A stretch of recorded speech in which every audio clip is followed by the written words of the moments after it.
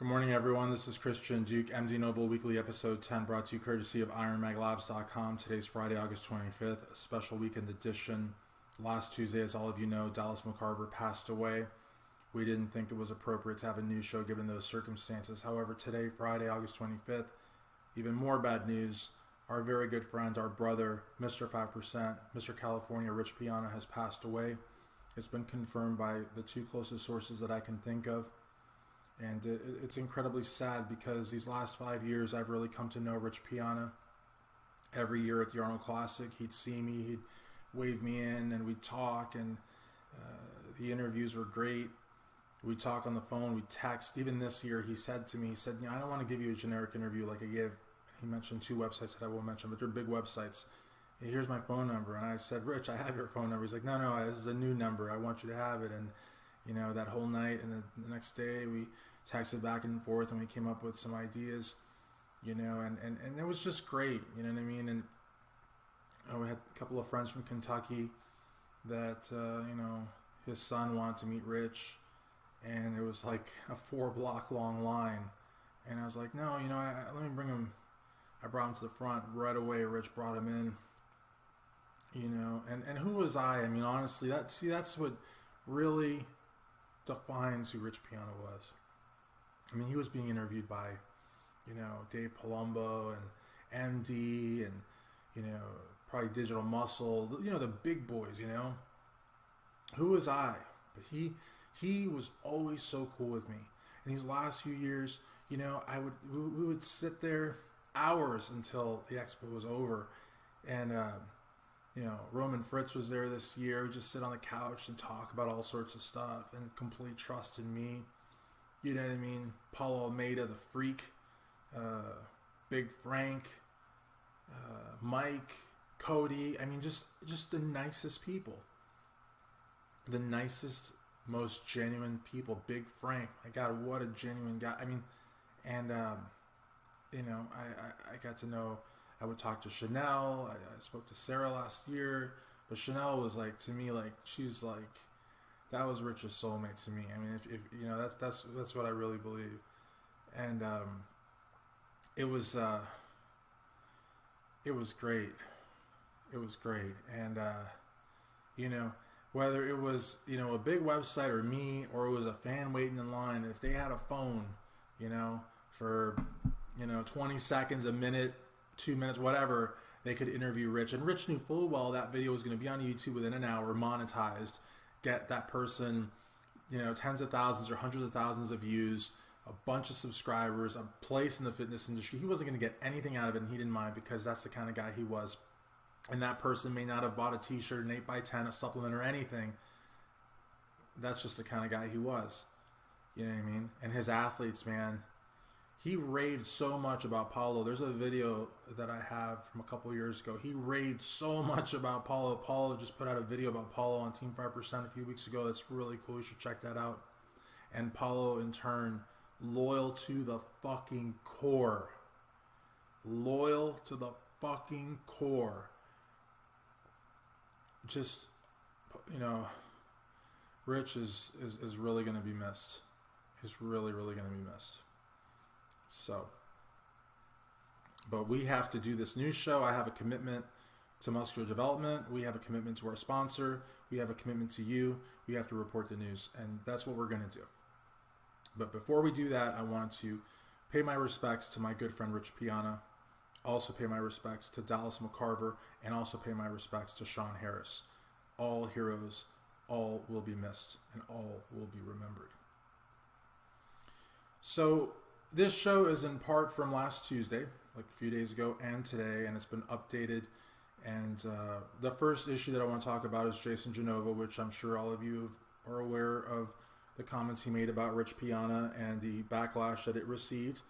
And I made a video on StrengthAddicts.com talking about how people needed to be a little bit more understanding with Jason, because Jason, as we all know, and he has admitted himself, is dealing with a lot of issues and has medication, and sometimes doesn't take that medication, which is unfortunate. But he is someone that, you know, we need to show a little bit of sympathy for. That having been said, I would really hope Well, before that, I also want to commend PJ Braun because, you know, a lot of people expected PJ to abandon Jason when he had made the comment, and it was something to the effect of somebody, I'm not even going to make the comment, but it was a horrible, horrible comment that Jason made. And PJ loves Jason, I believe has sort of a paternalistic relationship with him. I believe everyone at Blackstone Labs truly cares about Jason. I believe that the people immediately around him that train with him, wherever that is in Delray Beach, I believe they really care about him too. Johnny Bravo, it seems, cares about him also. There are other websites and other people who I would probably say care about him so much as he can make them money and as he can bring them hits. I don't know necessarily that they actually care about him. And I know that they have used these episodes of his where he attacks people and makes comments that he probably shouldn't make, that he definitely shouldn't make, and instead of helping to remedy the situation, bring him on to get themselves more hits. I don't really have a lot of respect for those organizations or those people, and I'm not even going to mention them, but I will say that I do applaud PJ, Karen Yoakum of DealFit Pros, and of course Blackstone Labs, everyone at the Blackstone Labs family for never condoning, but always protecting Jason. They don't condone what he says. They don't condone what he does. In fact, after he offered the apology with Johnny Bravo, which a lot of people have called bullshit on, and again, I'm not going to do that here, but I'm also not going to, I have no opinion on that apology, but later that night he had a YouTube or the Facebook, Instagram Live where he was asking for donations to a GoFundMe so that he could hire a prostitute. I mean, these are things that, we know from videos that, Jason's mom is his legal guardian and she should really step it up. PJ has no legal responsibility, but again, he feels as if he has a moral one, and I think PJ should intervene. I think the best thing that Jason could do is leave the fitness industry, but if he wants to stay in it, then he needs to be even more supervised than he already is. There's a video that was put up just 3 days ago where Jason's eating eggs in the kitchen or whatever, and he's got a sink full of dirty dishes, and the camera person, who I'm not going to say who it is, I'm pretty sure I know who it is, I don't want to just put his name in there, but the camera person says there's maggots in there, and Jason rinses them out. That's disgusting. You know what I mean? And anybody that's his legal guardian or administrator of his funds, whatever government money he gets or government assistance or whatever designation that person may have, could very easily lose it, because if Jason is living in squalor, you know what I mean, and in an unhealthy environment, not only could that person lose that designation, not only could Jason potentially lose any government assistance, but he could be thrown out of where he lives. His place could be condemned. I mean, that's unhealthy. If there's maggots, who knows what, it's very, very upsetting.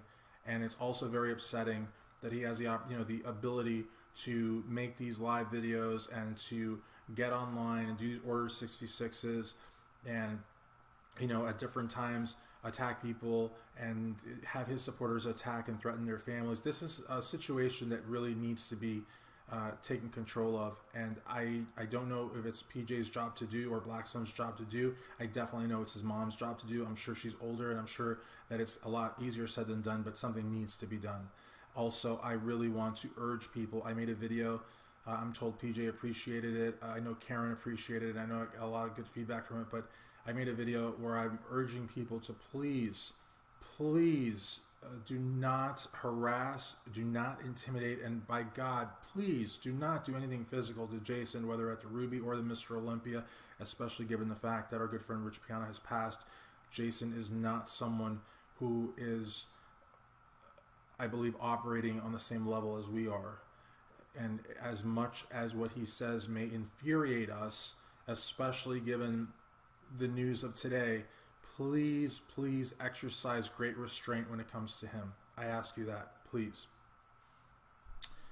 Next, I would like to talk about Sergio Oliva and Victor Martinez. There's a big rivalry right now, a big feud, I should say. Victor Martinez lashed out at Sergio Oliva Jr., basically questioning his win at the New York Pro, implying that he has a very big head and that he's conceited and that he should have learned more from his father.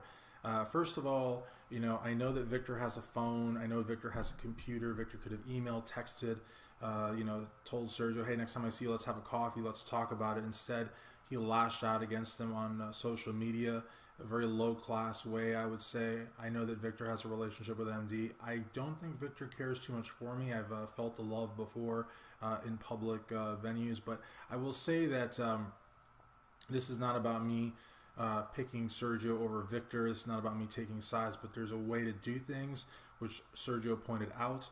And I don't think Victor really exhibited much character or professionalism in the way that he went about addressing Sergio Oliva Jr., especially because he was talking out of his ass and was completely wrong. But that having been said, I can certainly understand where someone could easily misconstrue things that are said online, but I just don't think he went about it the right way. And I have a lot of respect for Victor Martinez, actually, and he's a great champion, so I hope that he doesn't do that anymore. Next, I'd like to talk about Badr Budai and the interview that he gave Dave Palumbo at Live With. Dave Palumbo did a very good job. I think that he conducted the interview in a very professional manner. I think Badr's got a lot of negativity, especially hostility towards Chris Aceto. I don't think it's just friendly ribbing from one prep coach to the next. I think that he blames Aceto for Big Ramy not doing better last year. Badr did basically confirm Chad Nichols' suspicions that the photos that were being leaked out as 6-week photos were actually probably like 8 or 9 or 10-week photos, and he even said that we get the bad photos. I don't know, I guess we means the Western world or everybody but Kuwait, because I know he's not putting those pictures out there. And I think that's going to give Big Ramy fans a little bit more confidence as we go to the big show, because, you know, Big Ramy has not been showing his legs, has been taking photos in really poor light and using a lot of filters and causing a lot of people to be very nervous about the idea of him even being in the top 5, much less winning the show. So again, it's one of those things where I think it was a good interview, but if you do check it out, you'll notice that he's very, very angry with Aceto. Now, one thing that Aceto has said, and I do agree with before I go to the next story, is that now all eyes are on Badr Budai. Everybody's looking at Badr Budai because now, you know, Ramy has gone to all the prep coaches. If he fails now, whose fault is it? And the last story I'd like to talk about are progress photos and lack thereof. A few days ago, Sean Flexitron Roden released some progress photos and got a lot of blowback from people that said, you know, he wasn't where he needed to be. But you don't have the size. You don't look ripped enough. But you're not where you need to be. A lot of keyboard warriors, cartoon avatar characters, no names, ages, locations, anywhere, don't know if they live, don't know if they like bodybuilding, just people that are just talking shit online. But as a result, no one else has released any photos. I mean, you don't have photos from Dexter. There is a Road to the Olympia video that he did. Fantastic video, great outtakes, but no photos. And he's all covered up. Big Ramy, according to Badr Budai, are releasing old photos as new photos, so that doesn't count. Phil Heath released one picture where I think he's doing some sort of a most muscular, and people are saying he looks really small, but we don't know if that's an accurate photo or not. Bonac, good video of him, but he's just went to the supermarket and he's taking a bunch of vitamins. Guys, I believe you that you take a lot of vitamins, but please don't take omega-6, 3s, and 9s, and vitamin C's and potassiums and make it seem like that's what's giving you the physique that you have. It's insulting. And honestly, I know Ronnie used to do it, and a lot of people used to do it. I don't really care how many times a day you take CoQ10 or, you know, what brand of vitamin C you like. I mean, let's be real. We know, you know, I don't know. I always get insulted when I see bodybuilders talk about all the vitamins they take and, you know, how they cook their chicken breasts. I mean, unless you're going to talk about the good shit, don't talk about anything at all, you know what I mean? And you shouldn't talk about the good shit because that sets a poor example. No offense to you, Boston Lloyd, or anybody else that has transparency in their use, but that's not something that should be broadcast, I think. But I also don't want to see you taking your fish oil tablets or whatever, because it's just like, kind of like, you know. But he put out a really good video and also talked about the fact he has no real sponsors, which is really sad. Or at least talked about the fact he doesn't have a sponsor that makes him meals or something like that. And there's like, what, like 150 of those companies. So guys, come on, hook up William Bonac with some ready-made meals, some chicken breasts and asparagus and whatnot. But other than that, I mean, really nobody has done anything to that effect. I know Josh Lenarkowitz also sort of unrelated to this, but also he's Olympia bound, so it is related. It may not be doing the Mr. Olympia. You know, I think, you know, Josh has been through a lot. And there's all sorts of conspiracy theorists out there already talking about Dallas, and you will never, ever hear any of that here at MD Noble Weekly. I will not address it. I am here to honor Dallas and honor Rich, honor Sean Harris, honor all of our fallen heroes. But I will not engage in any of that. And that's that, guys. So let's be respectful. Big fight tomorrow. Floyd Mayweather Jr. and McGregor. Don't think that Floyd is at all concerned. And I think it's going to be just like Canelo, just like Pacquiao, just like all the others. I think Floyd Mayweather Jr. is he's probably like the greatest pound for pound boxer in the world. God, I hate saying that. But it's the truth. Anyways, guys, let's keep it real. And let's do right by the memory of our fallen friends. Thank you.